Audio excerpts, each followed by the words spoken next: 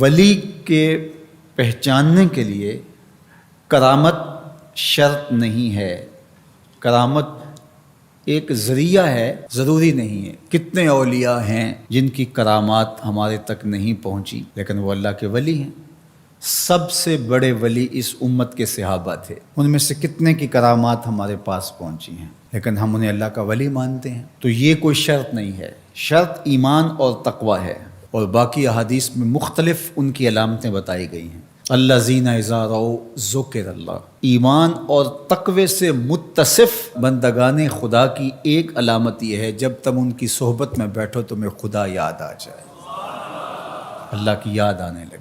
تو کرامت معیار ولایت نہیں ہے اور شرط ولایت بھی نہیں ہے۔ تھوک کے حساب سے مارکیٹ میں بہت سارے لوگوں کی جعلی کرامات موجود ہیں، تو اولیاء کے لیے ہم عقیدت اور محبت کے جذبات رکھتے ہیں تو پھر مارکیٹ میں 2 نمبر بھی اس کا آئے گا۔ اور ہمیں پتہ ہے غذائی اجناس سے لے کر کے ادویات تک اور دیگر ضروریات زندگی تک کہ اصل کیا ہے اور نقل کیا ہے، تو ہمیں اس میں بھی غور و فکر کرنا چاہیے کہ اصل کیا ہے اور نقل کیا ہے، نہ یہ کہ ہم چند بدطینت لوگوں کی وجہ سے حقیقت کا انکار کر دیں۔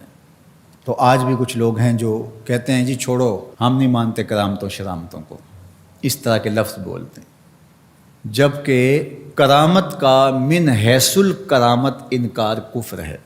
اگر کوئی کہے میں کرامت کو ہی نہیں مانتا تو یہ کفر ہے۔ وہ کرامتیں جن کا بیان قرآن مجید میں موجود ہے، جس طرح آصف بن برخیہ کا تخت بلقیس لانا، حضرت مریم سلام اللہ علیہا کے حجرے میں بے موسم پھلوں کا آنا، اصحاب کہف کا 300 سے زائد سال کا عرصہ سوئے رہنا کھائے پیے بغیر، اور رب ان کی کروٹیں بھی بدلتا رہا، یہ قرآن میں مذکور ہے۔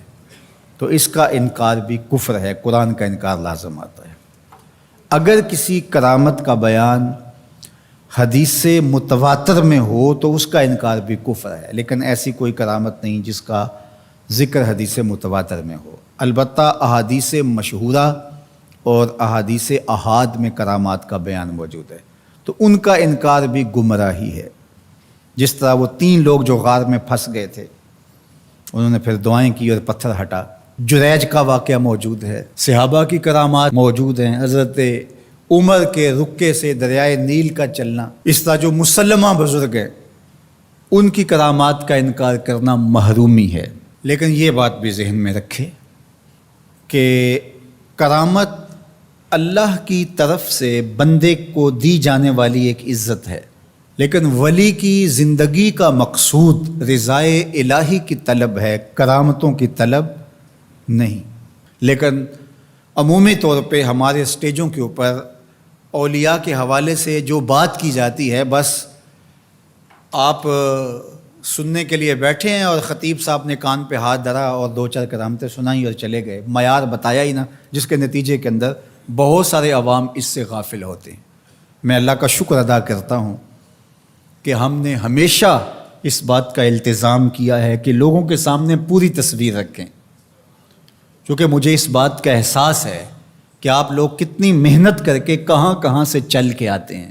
پورے پاکستان میں بلکہ پوری دنیا میں ہم جہاں گئے ہیں، ہمارے سامنے جو لوگ آ کے بیٹھتے ہیں زیادہ تر طبقہ باشعور لوگوں کا ہوتا ہے، تو پھر ہماری ذمہ داریاں اور زیادہ بڑھ جاتی ہیں کہ ہم جو ہے وہ ان کے سامنے وہ بات کریں جو بات کرنی چاہیے۔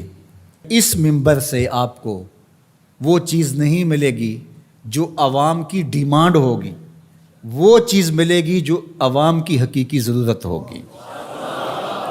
اس پر میں بھی اللہ کا شکر ادا کرتا ہوں، اس پر آپ کو بھی اللہ کا شکر ادا کرنا چاہیے، اور نہ یہ کہ کچھ 2 نمبر لوگوں کے رد عمل میں ہم حقیقت کا انکار کر دیں، جس طرح معتزلہ کر رہے ہیں، اور ایک طبقہ وہ ہے جو رتب و یابس کو قبول کر رہا ہے، اور آپ نے ایسے شخص، ایسے لوگ کہ جو اچھے انسان بھی نہیں ہیں، لوگوں کو دیکھا ہے کہ ان کو ولی مان رہے ہیں اور ان سے اپنی حاجتیں طلب کر رہے ہیں، ان کو ہادی مان رہے ہیں، مرشد مان رہے ہیں۔ وہ شخص جو خود آشنا بھی نہیں ہے، وہ تمہیں منزل آشنا کیسے کرے گا؟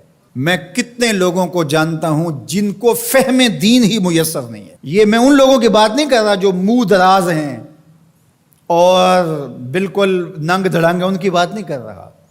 جو بظاہر حلیے میں بھی ہیں ان کا فہم دینی ناقص ہے. کتنے ایسے علماء کو جانتا ہوں ان کی توحید کا تصور ناقص ہے. تو یہ بدبختی ہوتی ہے. اب وہ کیا کسی کی رہنمائی کریں گے؟ جو خود ڈوب رہا ہے وہ کسی کا ہاتھ کیسے پکڑے گا؟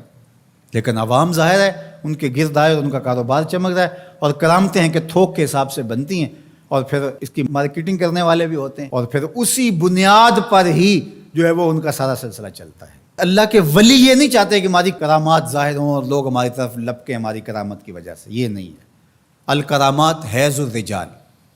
جس طرح عورتیں ایام مخصوصہ کو چھپاتی ہیں، اللہ کے ولی بھی چھپاتے ہیں. وہ نہیں چاہتے کہ ہم اس حوالے سے جو ہے وہ پہچانے جائیں. باقی دور موجود کے اندر کسی صالح متقی شخص کی کوئی ایسی بات سامنے آئے تو شریعت کے میزان پہ پرکھا جائے. اگر وہ شریعت سے متصادم نہیں ہے تو مان لینے میں کوئی حرج نہیں ہے. لیکن اگر کسی کی سمجھ میں نہیں بھی آتا تو فرق نہیں پڑتا. لیکن کسی ولی سے کوئی دشمنی نہ رکھے. جو کسی ولی سے دشمنی رکھے تو اللہ فرماتا اس کا میرے ساتھ اعلان جنگ ہے، تو وہ پھر شخص محروم کر دیا جاتا ہے.